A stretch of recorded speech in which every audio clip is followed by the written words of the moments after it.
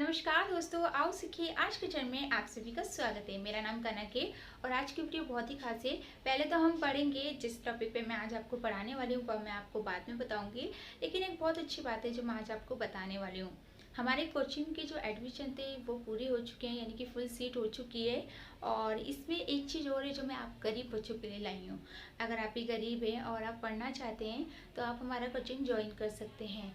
तो अगर आप परेशान हैं या फिर आपके पास ज़्यादा फीस नहीं है तो आप कम फीस में पढ़ सकते हैं हमारे कोचिंग में।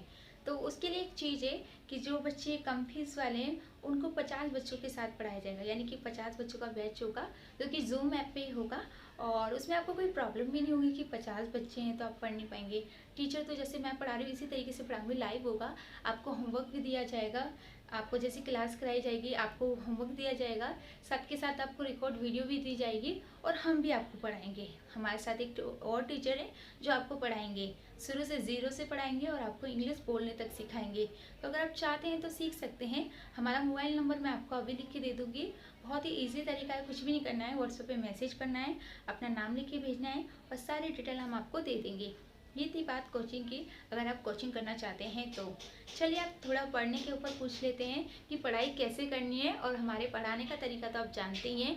तो अगर आप भी चाहते हैं पढ़ना, शुरू से इंग्लिश ज़ीरो से सीखना, या फिर आपकी कोई भी एज है, अगर आप बुज़ुर्ग हैं या फिर आपकी छोटी एज है या फिर आपकी शादी हो गई है लेकिन आपका सपना था इंग्लिश सीखने का, तो आज आप पूरा कर सकते हैं क्योंकि हम सबकी मदद करने वाले हैं। तो अगर आप चाहते हैं तो कल से अपना एडमिशन शुरू करवा सकते हैं, जिसमें आपको ज़्यादा फीस भी नहीं देनी पड़ेगी। तो चाहते हैं तो एक बार कॉल कीजिएगा या फिर व्हाट्सएप पे मैसेज कीजिएगा इस नंबर पे। मैं आपको नंबर दिखा देती हूँ।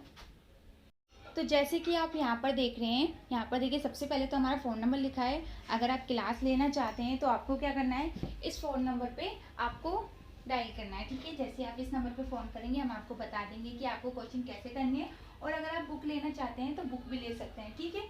उसके बाद चलिए आज के टॉपिक पे बात करते हैं।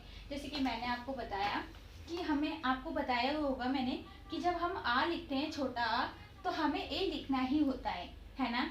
लेकिन आपने देखा होगा कहीं कहीं ए नहीं भी लिखते हैं, तो कहीं लिखते हैं कहीं नहीं लिखते हैं। हमें कैसे पता चलेगा कि कहाँ पर लिखना है कहाँ पर नहीं लिखना है, ये हम आपको बाद में बताएंगे, ठीक है। लेकिन याद रखिएगा कि सब जगह आपको ये लिखना है, अभी आपको ये याद रखना है, ठीक है। उसके बाद देखिए बड़ा आ, जब बड़ा आ यानी कि आ का डंडा, इसको इस तरीके से आ का डंडा आता है जैसे कि आप यहाँ पर देख रहे हैं। इसका क्या होता है, इसके लिए आप खाली ए भी लिख सकते हैं और इसके लिए आप डबल ए भी लिख सकते हैं। यानी कि अगर आप खाली ए लिखते हैं तो भी आपका सही होगा और डबल ए लिखते हैं तो भी आपका सही होगा। दोनों तरीके से आप लिख सकते हैं, आपकी मर्जी है। इसकी पहचान ये है कि ये आ का डंडा इस तरीके से होता है, जैसे कि यहाँ पर है ये आ का डंडा है, ठीक है। उसके बाद है छोटी ई। छोटी ई के लिए तो आई होता है, सिंपल है, आपको पता भी होगा। लेकिन बड़ी ई का थोड़ा सा अलग है, जैसे कि आप देख रहे हैं बड़ी ई के लिए डबल ई लिखते हैं, है ना। मैंने आपको बताया था कि बड़ी ई के लिए डबल ई लिखते हैं, लेकिन बड़ी ई के लिए आई भी लिखते हैं। क्या आपको ये पता है, आज जब मैंने कोचिंग ली तो आज मैं समझा रही थी तो एक ने पूछा कि मैंने यहाँ पर आई लिख दिया बड़ी ई की मात्रा के लिए। जो मैं नाम लिख रही थी तो उसमें मैंने आई लगा दिया क्योंकि उसमें बड़ी ई की मात्रा थी। तो एक स्टूडेंट ने पूछा कि मैम यहाँ पर तो डबल ई आता है तो आपने आई क्यों लिख दिया। तो मैंने उनको भी समझाया और मैं आपको भी समझाना चाहती हूँ, क्योंकि देखिए उनको जैसे नहीं पता था वैसे आप भी हो सकते हैं कि आपको भी ना पता हो कि बड़ी की मात्रा के लिए आप डबल ई भी लिख सकते हैं और आई भी लिख सकते हैं, दोनों ही सही माने जाते हैं, ठीक है। इसलिए मैं आपको भी बता रही हूँ। उसी तरीके से छोटा ऊ, छोटा ऊ के लिए आप यू लिखते हैं, इसमें तो आपको कुछ चेंज नहीं करना है। लेकिन बड़ा ऊ के लिए देखिए डबल ऊ भी लिखते हैं और यू भी लिखते हैं। अब क्या है, कहीं कहीं आपने देखा होगा कि लोग बड़े ऊ की मात्रा के लिए सिर्फ यू लिख देते हैं, कहीं कहीं आपने देखा होगा बड़ी ऊ की मात्रा के लिए डबल ओ लिख देते हैं। अब आप कंफ्यूज ये सोचते हैं कि भाई आखिर सही कौन सा है, क्योंकि हम लोगों को इतना पक्का नहीं पता होता कि कौन सा सही है कौन सा गलत। तो हम सोचते हैं कि कहीं हमने तो गलत नहीं लिख दिया, बल्कि हम सही होते हैं तब भी। तो याद रखिएगा कि आप डबल ओ भी लिख सकते हैं और यू भी लिख सकते हैं, ठीक है। तो इसकी पहचान आप यहाँ पर देख रहे हैं, इनकी हिंदी मात्राएं कैसी होगी, ठीक है। यहाँ पर मैंने इस तरीके से इसलिए बनाया क्योंकि इसकी कोई मात्रा नहीं होती, ये सिर्फ इस तरीके से होगा, इसमें कोई मात्रा होती ही नहीं है लेकिन ए लगता है। चलिए अब इसके आगे का थोड़ा देख लेते हैं, ठीक है। तो जैसे कि आप यहाँ पर देख रहे हैं री से ऋषि। अब री से ऋषि का मतलब क्या है आपको पता ही होगा, मैं क्यों बता रही हूँ, लेकिन फिर भी मैं आपको समझा देती हूँ। ये जो मात्रा देख रहे हैं ना, आपने यहाँ पर देखी होगी, इस तरीके से होती है, ये होती है री से ऋषि की मात्रा। और आपने एक और चीज भी देखी होगी कि इस तरीके की भी मात्रा होती है, जैसे कि यहाँ पर आप देख रहे हैं इस तरीके की मात्रा होती है, ये भी री से ऋषि की मात्रा होती है ना। तो यहाँ पर देखिए री से ऋषि की अगर मात्रा होगी तो उसके लिए आपको आर और आई लिखना होगा, ठीक है।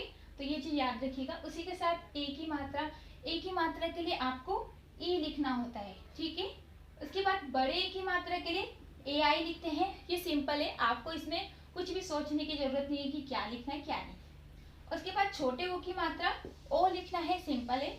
बड़े ओ की मात्रा के लिए ए यू भी लिखते हैं और ओ यू भी लिखते हैं, याद रखिएगा, ए यू भी लिखते हैं और ओ यू भी लिखते हैं। ये चीज ध्यान रखिएगा, क्योंकि ये बहुत ही छोटी छोटी चीजें हैं, लेकिन इन्हीं चीजों की वजह से हम अच्छे से पढ़ नहीं पाते, अच्छे से लिख नहीं पाते। तो यहाँ तक तो आपको समझ में आ गया। अब लास्ट का मैं आपको बता देती हूँ, वो है अ, इसके ऊपर होती है अंग, यानी कि अन पढ़ते हैं इसे, क्यों? क्योंकि इसको आ पढ़ रहे हैं और ये जो बिंदी है इसको ना की मात्रा पढ़ते हैं, देखिए इसको ना पढ़ते हैं। तो आ का क्या होता है, ए होता है, और ना का एन होता है, तो अन हो गया, सिंपल, ठीक है। उसके बाद यहाँ पर देखिए, अगर इसके बाद एक बिंदी नहीं होगी, यहाँ पर दो बिंदी है, तो इसका मतलब होता है, इसका मतलब क्या होगा, इसका मतलब होगा, तो यहाँ पर देखिए अगर दो बिंदी होगी तो इसका मतलब, दो बिंदियों का मतलब है हा, तो ए का तो आ होता है, सिंपल है, और दो बिंदियों का मतलब हा है, तो हा का एच होता है। तो ये हमने करी मात्राएं। ये मात्रा मैंने आज इसलिए करवाई है क्योंकि इन्हीं मात्रा की वजह से आप नाम नहीं लिख पाते हैं, इन्हीं मात्रा की वजह से आप काफी चीजें लिख नहीं पाते हैं और कंफ्यूज हो जाते हैं। जैसे कि आज मैंने आपको सिखाया कि आई, और यहाँ पर मैंने आपको बताया था ना कि आई लगाया जाता है, लोग कहते हैं कि आई क्यों लगा रहे हैं, डबल ई क्यों नहीं लग रहे, तो ये चीजें आपको पता नहीं होती। तो आज का टॉपिक ये था।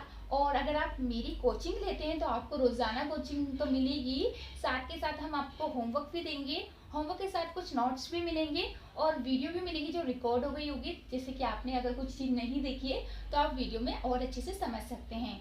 तो चाहते हैं तो ज़रूर बताइएगा इस नंबर पर फ़ोन करके। आज के लिए इतना काफ़ी है, फिर कल मिलते हैं और इंग्लिश पढ़ना सीखते हैं। उम्मीद करती हूँ आपको वीडियो पसंद आई होगी, तो चैनल को सब्सक्राइब कीजिए ताकि आप हमारे फैमिली मेम्बर बन सके, और लाइक कीजिएगा अगर आपको वीडियो पसंद आई हो तो। चलिए फिर कल मिलते हैं।